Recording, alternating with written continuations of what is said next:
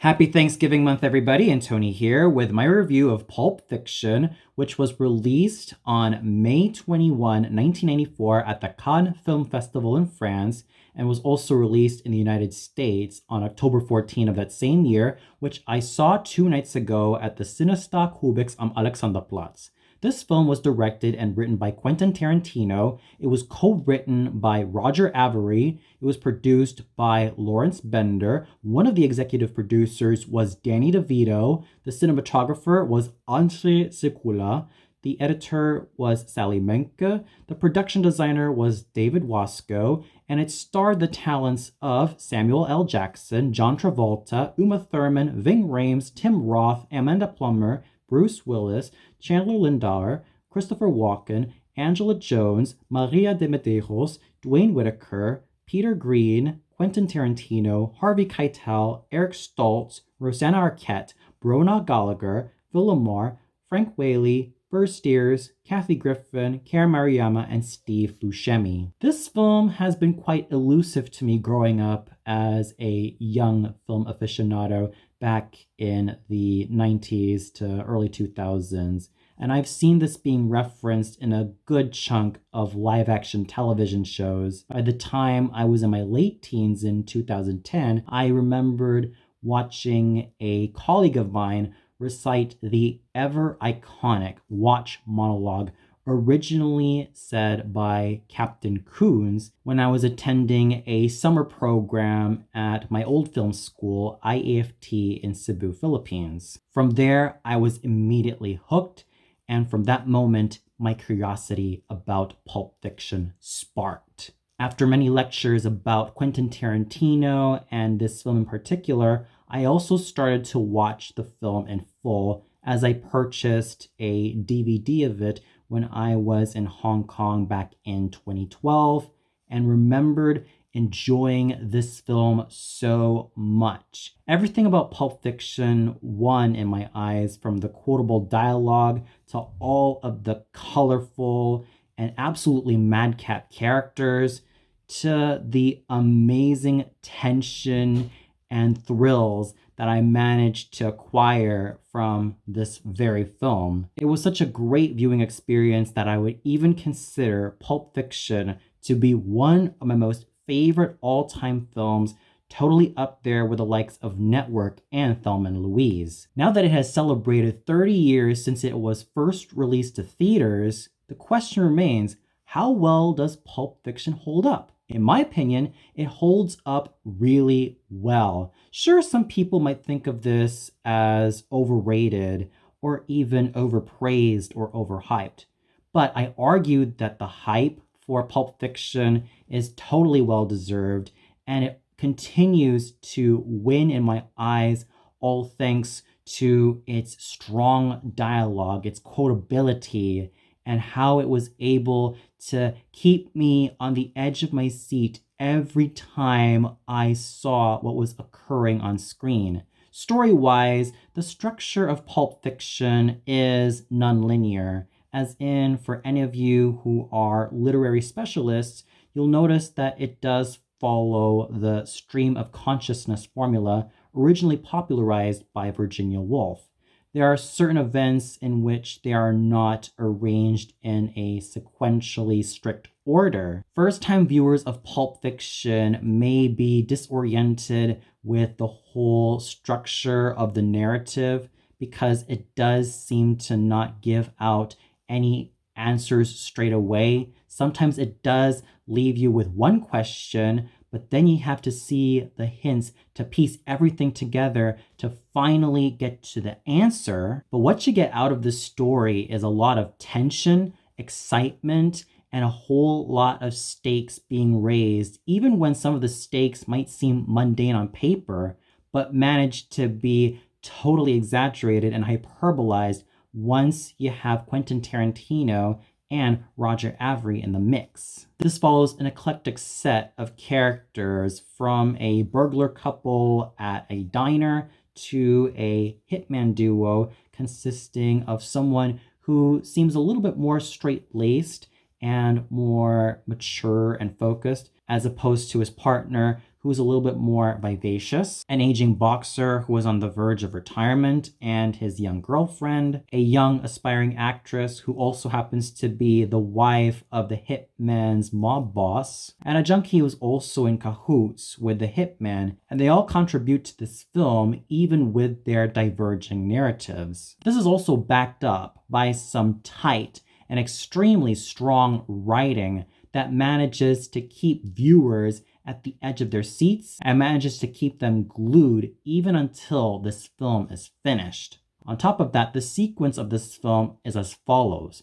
The first part is the prologue at the diner. The second involves the prelude involving Vincent Vega, one of the hitmen, being involved with Marcellus Wallace's young wife, Mia Wallace, in which Marcellus is the mob boss. The third involves Vincent Vega taking Mia out on a date under Marcellus's orders. The fourth involves the prelude to The Gold Watch, in which we do see the young Bruce being lectured on Captain Coons about how important his grandfather's watch is as a family heirloom, as well as a very important symbol in Butch's life from pre-adolescence to adulthood. The gold watch itself, the Bonnie situation, and the epilogue at the diner. So without giving away too many spoilers, you can see that the start and the finish are congruent with each other, also peppered in with everything that's happening in between to add in tension, excitement,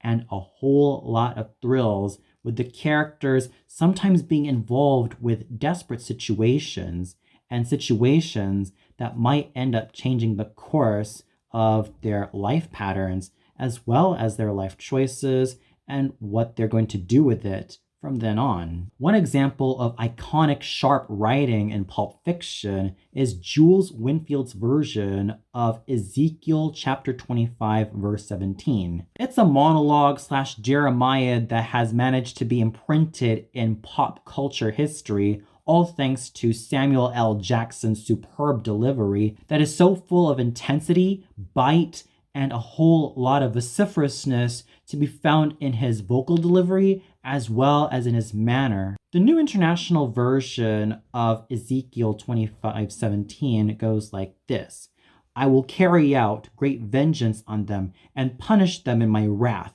Then they will know that I am the Lord when I take vengeance on them. Yes, by itself, that does heighten Jules' intimidating nature. But according to Joel Ryan, a contributing writer for Crosswalk.com, he states that it's not just Ezekiel 25:17 that Jules uses to formulate his iconic speech / Jeremiah / monologue, but also other passages from the Bible, most notably Proverbs chapter 22 verse 20, Proverbs chapter 8 verse 20, Proverbs chapter 11 verse 5, Psalm 23, Ezekiel 34, Genesis chapter 4 verse 9, Luke chapter 15, Jeremiah chapter 50 verse 6, and Matthew chapter 15 verse 4. So there is an amalgamation from those passages to make Jules's Jeremiah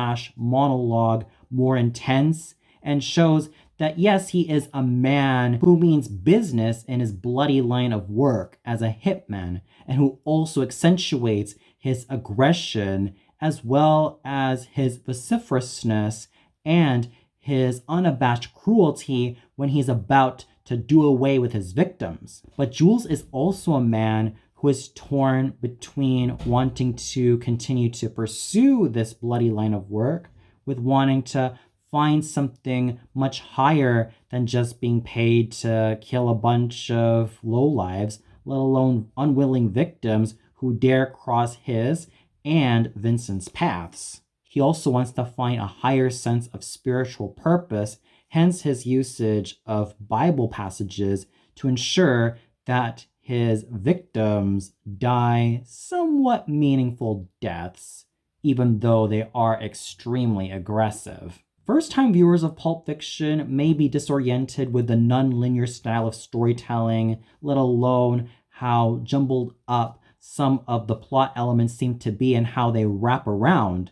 However, once they manage to get accustomed to the film's way of storytelling and even see how it uses stream of consciousness to also give the story a lot of tension as well as heightening the characters' motivations, then it makes Pulp Fiction all the more watchable, especially when it's peppered by some strong dialogue and equally great writing, as well as some equally iconic lines spouted by a great number of characters, all to show that these are characters who might be larger than life, but have a lot of interest and a whole lot of distinction. And on top of that, a whole lot of dimension. The cinematography is absolutely brilliant. What I also notice about this film is that it takes advantage of various shots. And my personal favorite ones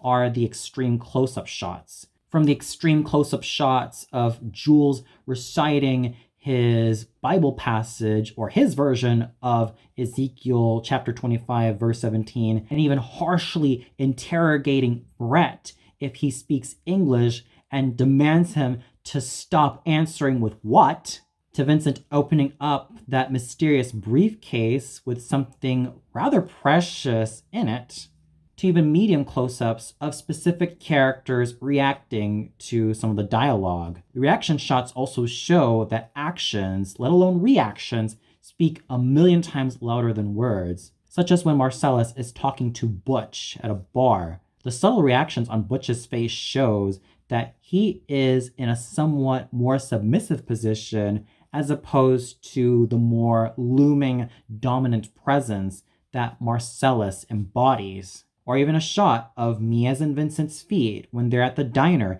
dancing to You Never Can Tell, sung by Chuck Berry, to indicate that there's going to be some amount of intimacy occurring between Mia and Vincent, despite Mia being Marcellus's young wife, and despite Vincent not being totally subscribed to the idea of romantic intimacy, but once Mia orders him to dance with her for that contest, he acquiesces, and something more exciting between these two is about to blossom. Andrzej Sekula and his crew also take advantage of the cinematography to not only heighten the characters' reactions, but also show how they are going through the moments, as well as also finding out what inner workings they have. What are they hiding that seems so covert, and what intentions they might have after everything is said and done, as well as some growing relationships and dividing relationships. The cinematography serves a great purpose to let us in on the characters' stories and do so with a whole lot of interest and distinction. The music is a great eclectic mix of surf rock, rock and roll, pop, and a lot of jazz. For those of you who've grown up in the early to mid 2000s and you've listened to Black Eyed Peas' Pump It, you'll automatically realize that guitar riff that you've heard in the opening credits. That's right, ladies and gentlemen. What you've heard in the opening credits is Dick Dale's 1962 surf rock version of the Eastern Mediterranean folk song Mizirlu, known here as Mizerlo, being played throughout the intro, which also served as a sort of inspiration for Black Eyed Peas' 2005 song Pump It. And as I initially heard this song being played, I thought to myself, that sounded familiar. I've heard these E minor chords being used by the Black Eyed Peas in their song Pump It. That sounds interesting. And who could ever forget about You Never Can Tell by Chuck Berry, which is the song used for that iconic dance scene between Mia and Vincent. And when Mia is alone and drinking and accidentally shooting up Vince's heroin stack, Neil Diamond's Girl, You'll Be a Woman Soon, sung by Urge Overkill, is being played to also show a bit of her loneliness, as well as her want to flourish as her own woman, as her own actress, and not just as the failed actress that she perceived herself to be, all thanks to a pilot being dusted and down in the dumps.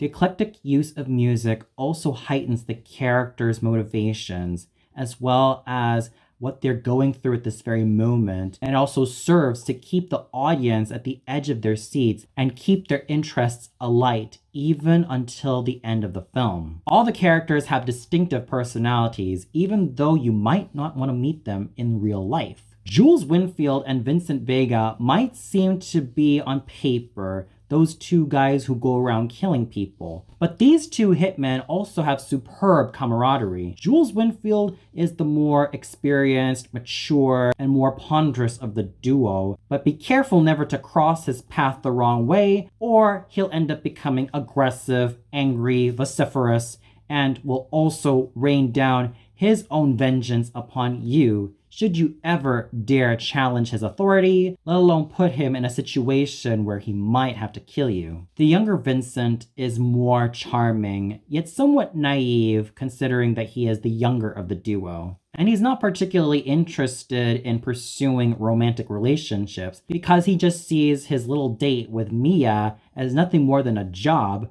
but he does get to understand her a little bit better and eventually warms up to her. What also helps Vincent be quite a likable character, in my opinion, is that he has this charisma and charm that make him totally come alive, and he has that nice sense of ebullience to counter Jules's more hard-edged and stern persona. So Jules and Vincent work really well off of each other as a duo of hitmen, but also have their individual personalities to make them distinct as men who are much more than their bloody occupations. Mia Wallace is a fascinating enigma. On the one hand, you might think that just because she's a young failed actress, you might think that she might be constantly down in the dumps. But she is way more than that. Mia has a determined, ambitious, steely, and absolutely irrepressible front as a go-getter, given that she is also married to a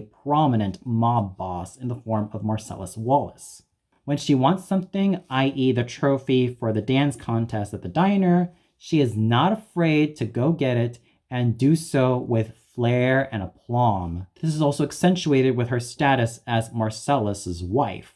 On the other hand, because of the failure that Mia experienced with her pilot being down the drain, she unfortunately ends up giving in to some compromising habits, drinking, as well as her cocaine addiction. This also shows another side of Mia, one who's not particularly strong, but also uses a perfectly veneered mask to hide whatever insecurities, frustrations, and doubts that she has, especially considering when those drugs and alcohol are clearly stripping away whatever youth and beauty she might have. Therefore, Mia is a fascinating dichotomy between being an ambitious career woman given her past as a rising actress and a mob boss's wife, but also showing that she is fragile on the inside given her whole history of being addicted to cocaine, alcohol, and other strong drugs that can potentially compromise the status of her health. Marcellus Wallace is essentially the mob boss who takes no crap from anybody and is willing to hurt anyone who dares get in his way or even violates him. And heaven help you if you cross paths with Marcellus, especially if you dare do something terrible to him, because he will not be afraid to wreak vengeance, let alone violent physical vengeance, on you should you ever think about trying to do something rather compromising to him. What he also has is a charismatic and charming front to also back up with that insidiously bloody personality as a mob boss, thus showing that he can have a virile sense of class while also sticking true to his mob boss persona. Ringo, aka Pumpkin, and Yolanda, aka Honey Bunny, might seem like a lovey-dovey and absolutely sweet couple who love each other dearly, but they're also menacing burglars who would not be afraid to shoot down the first person who dares question their authority, let alone who dares to challenge them into thinking that the law will eventually cave in on them. What we see in both Pumpkin and Honey Bunny is the sense of tenderness that they have with each other, but also this unhinged sense of violence that they're not afraid to unleash, especially in a supposedly safe place like a diner. Butch Coolidge might seem like a strong, tough boxer with an indomitable reputation in the ring, but inside Butch is a man grappling with himself and grappling with his career as a prominent boxer, and someone who also holds a special heirloom totally dear to his heart, his father's watch. When Butch was a young boy, his father's comrade, Captain Coons, also narrated how important that watch was to him. So what is seen in Butch is this dichotomy between being strong and tough, but also being vulnerable, especially when he feels that he cannot be anywhere without his precious watch. And he's also someone who's tender, considering that he has a much younger girlfriend by his side. Captain Coons in Butch's flashback is presented as someone who is both strong as a military man, but also somewhat eccentric, given that insane story that he has told to the very young Butch about Butch's grandfather's watch being hidden in his behind so that it could be protected. And Captain Coons' presence is a masterclass of how impactful this gentleman was, not only in Butch's life, but also in his grandfather's life serving in the Vietnam War.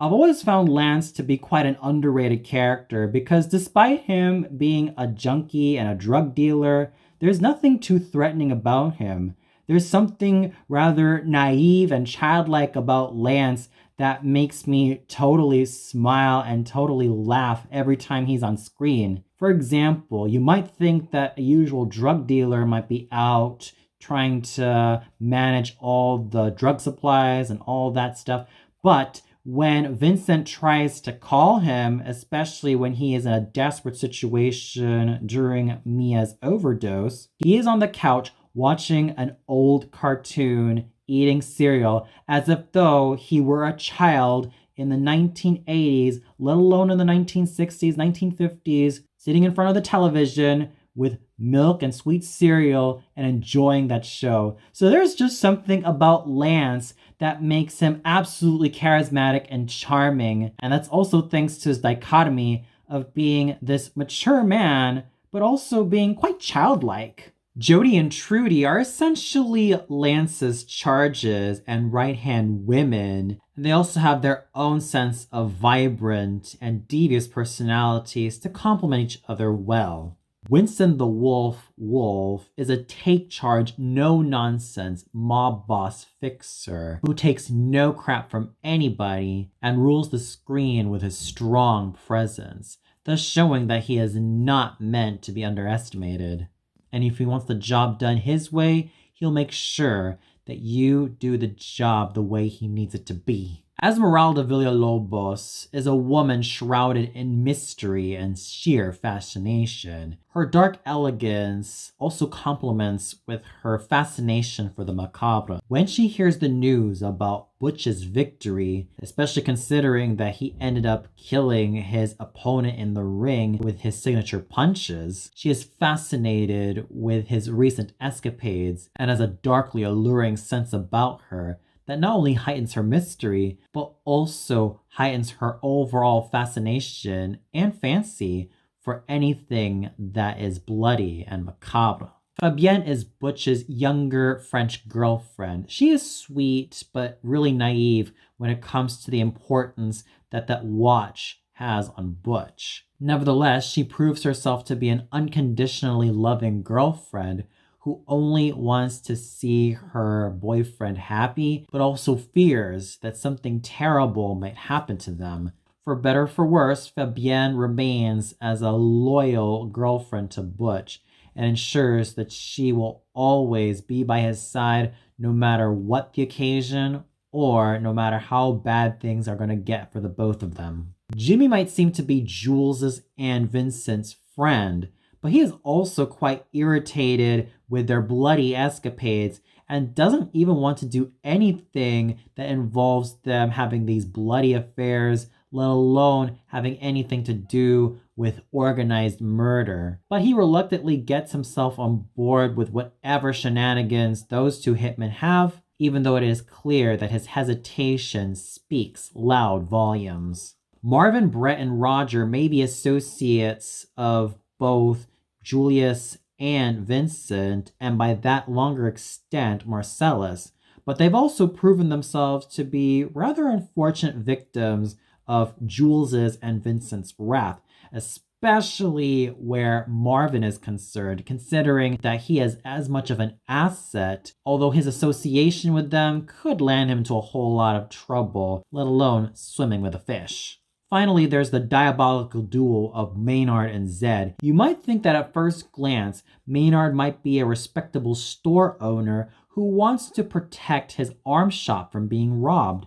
But once you get to the meat of this particular store owner, you realize that he is such a depraved sadomasochist, and a sick one at that, who pleasures himself violating his potential male victims, especially when they cross his path. His partner Zed is no better. On first glance, you might think that he is a police officer, but no, that's just his costume to also assert his dominance on any potential male victim crossing either his or Maynard's paths, and they do so with such depraved audacity to the point where my skin ends up crawling and realize just how gross and horrible these bastards really are, to the point where I just want to bash their heads in with my bare hands and just revel at it.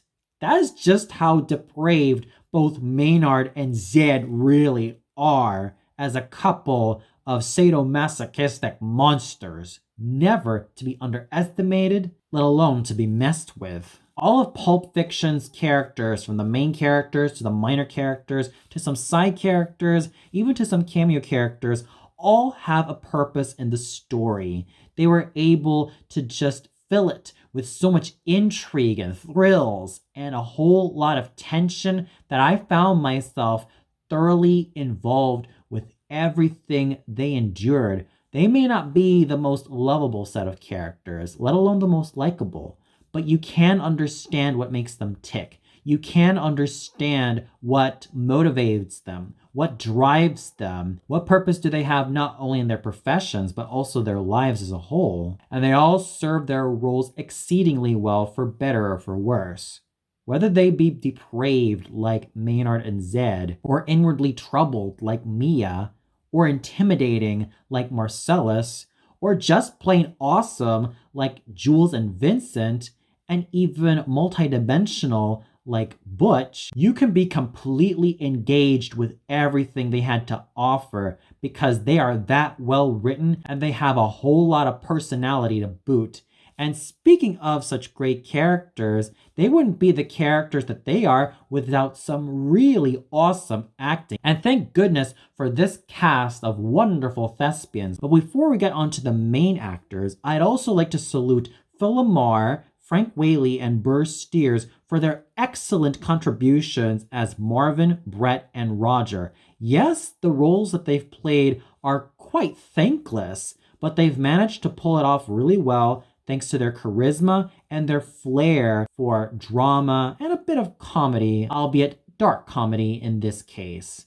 And this was also when the young Phil Lamar was constantly growing as an actor, and it was wonderful to see him grow and flourish on screen and see what future he was going to have, especially as an acclaimed voice actor and the occasional live action actor. So I salute Phil Lamar for what he was able to produce, let alone emit as Marvin. Special kudos also has to go to Kathy Griffin, Karen Moriyama, and Steve Buscemi for also doing such wonderful jobs in their cameo parts. Samuel L. Jackson and John Travolta were among the many thespians who carried this film at the palms of their hands. Samuel L. Jackson also demonstrated just how amazingly he could play big and be big, but also dial it down a few notches to also ingrain Jules with a bit of subtlety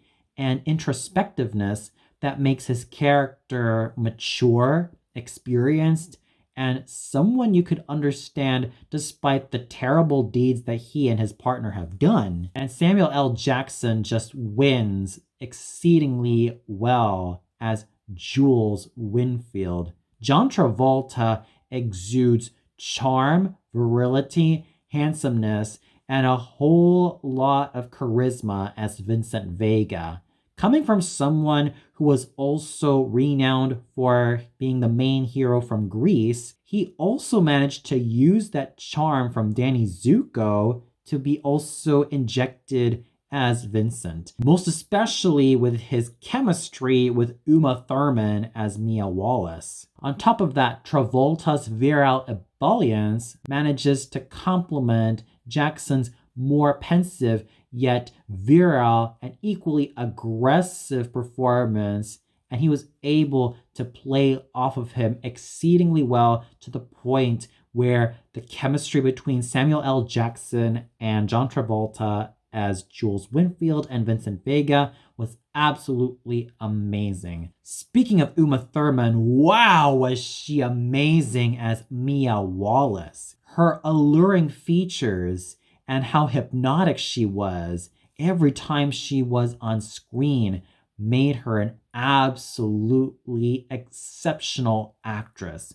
She was able to command her scenes with elegance and mysteriousness, but also helps us, the viewers, dive into Mia's more troubled sides when the doors are closed, especially with those extremely compromising habits that Mia has that also makes her a fully fleshed out character. And Uma Thurman did an amazing job making Mia both a fascinating enigma as well as someone who we can't help but feel a bit bad for because of her compromising habits. Thus, I salute Uma Thurman for doing such a superb job as Mia Wallace. Ving Rhames was tall, virile, large, and in charge as Marcellus Wallace. His dominating frame and how he was able to dominate his scenes with strength as well as virility and a whole lot of fortitude just made him absolutely brilliant in my eyes. That commanding screen presence as Marcellus Wallace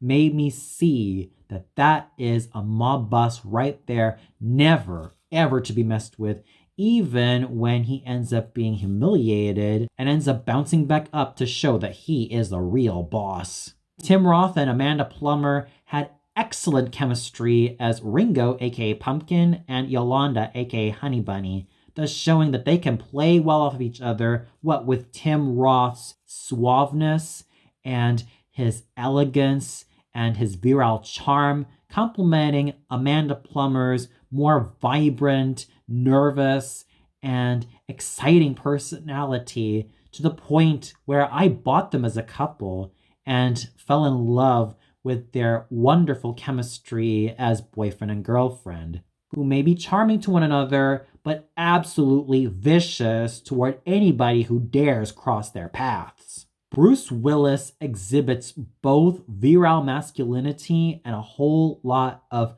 rugged strength, and also a good chunk of vulnerability as Butch Coolidge. On the one hand, we get to see that Butch is a strong and mighty boxer with a reputation to uphold, but on the inside, he is someone who doesn't want to destroy the legacy that his grandfather has left for him with his watch, and someone who protects and loves his girlfriend with all of his heart. So Mr. Willis managed to use that sense of virility to make him not only strong and protective and someone that nobody should ever mess with, but also someone who has that inner vulnerability and uses it as a strength to make him an absolutely involving actor who made Butch a truly fascinating character to witness. Special props also has to go to Chandler Lindar for making the young Butch absolutely fascinating in terms of his reactions to Captain Kunz's monologue about Butch's grandfather's watch. He also used a lot of subtlety in his reactions to make the young Butch absolutely involving, and he did so with a whole lot of involvement and total engagement. Christopher Walken is one of my most favorite actors of all time, and his charisma and sense of eccentricity shown as Captain Coons. Sure, parts of his monologue might seem kind of squicky and sound pretty squicky at that, but the way that Mr. Walken was able to deliver that monologue full of charisma and full of charm and a whole lot of involvement made me listen to him all ears open and all eyes open and just have a ball with everything that he delivered as Captain Coons. So Christopher Walken managed to make the best out of this character part and do so with his great flair for drama and even peppering in it with some dark comedy to make this performance absolutely legendary. Angela Jones and Maria de Medeiros managed to do such exceptional jobs as the women involved in Butch's life, let alone his journey. Angela Jones was voluptuous mysteriousness incarnate and was able to use a Latin American accent to make Esmeralda a sinuous and totally mysterious character who manages to shroud herself with a lot of questions to make us, the viewers, even more curious about her. And she did so with a whole lot of beauty and charisma. Maria de Medeiros, who's actually Portuguese, managed to make Fabienne an absolutely sweet, loving, and truly fascinating character. And de Medeiros was no stranger to playing a French woman when she played Anaïs Nin from the Henry and June movie from 1990. And she was able to make Fabienne a loyal and loving character without making her too much of a doormat. There was that strength that she still injected Fabienne with, and her ingenue-like screen presence managed to make her complement Bruce Willis's more rugged appearance. Dwayne Whitaker managed to do a great job making Maynard such a major scumbag, and do so with that drawl just seething with bite and subtlety. The same thing I can say about Peter Green as Zed, who managed to do such an amazing job portraying this vicious and vile sadomasochist with such subtlety as well as a whole lot of intimidation. So those two managed to do amazing jobs portraying such intimidatingly vicious and indubitably horrid scumbags. And Quentin Tarantino made Jimmy a pretty likable character, especially considering that he tries not to get too involved with Jules's and Vincent's shenanigans, and he does so with bite, a bit of sarcasm, and a bit of snark to make Jimmy a strong enough character on his own. Harvey Keitel is yet another one of my favorite actors of all time. I love his performance as Detective Hal Slocum from Thelma and Louise. And here he was playing pretty much a mob boss who is also a fixer. His commanding screen presence and that acidity made him thoroughly strong and commanding on screen, made his performance of Winston the Wolf truly brilliant and an absolute masterclass in being such a scene stealer, especially considering how superbly Mr. Keitel managed to make Winston a strong delegator. Eric Stoltz was thoroughly charming and absolutely lovable as Lance, combining childlike innocence, adolescent rebelliousness, and that little bit of mob boss mentality to make his portrayal of Lance, the drug dealer, truly brilliant. And he just knows how to play up the more humorous sides of Lance to the point where I found myself really loving him so much with all my heart that I was thoroughly involved in every scene he was in, and he managed to put a huge smile on my face. Rosanna Arquette and Brona Gallagher also managed to do fabulous jobs, respectively, as Jodie and Trudy, not making them akin to Lance's props, but also make them have their own personalities that bounce off of each other extremely well. So overall, Pulp Fiction is an absolutely amazing film and a totally visual delight to see from beginning to end. This is, without a doubt, one of Quentin Tarantino's films that does deserve to be called a magnum opus. Sure, I do love Kill Bill Volumes 1 and 2 the most, considering that those two films are my personal favorites from Tarantino's oeuvre. But Pulp Fiction manages to come extremely close. Yes, it is totally up there with not only Kill Bill Volumes 1 and 2 as my personal favorite of the Tarantino films, but also Reservoir Dogs, as well as Inglourious Bastards and Django Unchained. There is a reason why Pulp Fiction is so well ingrained into popular culture. It is because of the brilliant, sharp, and wonderfully pinpoint writing that can be ironic and sarcastic, yet also pretty humane on some occasions. But more than anything, the writing as well as the delivery done by the characters proves to be larger than life for the best, and how it's also full of tension, distinction, and great timing to make Pulp Fiction one of the all-time greats from Tarantino's oeuvre. And in my personal opinion, Pulp Fiction is totally up there with some of my all-time favorite films, including Network, Gone with the Wind, Thelma and Louise, Akira, Grave of the Fireflies, One Who Flew Over the Cuckoo's Nest, Requiem for a Dream, Le Parapluie de Cherbourg, or The Umbrellas of Cherbourg, and Vivre sa vie, among many of the films that I consider to be one of my all-time favorites, let alone the all-time greatest. And you know what I'm gonna give Pulp Fiction. A well-deserved rating of 5 out of 5 stars. It is definitely a must-watch from all of Quentin Tarantino's films. You definitely owe it to yourself to catch Pulp Fiction. And if you haven't caught Pulp Fiction yet, you might as well give yourself the chance to do so. Sure, it might seem confusing on first viewing because it does have that non-linear way of storytelling.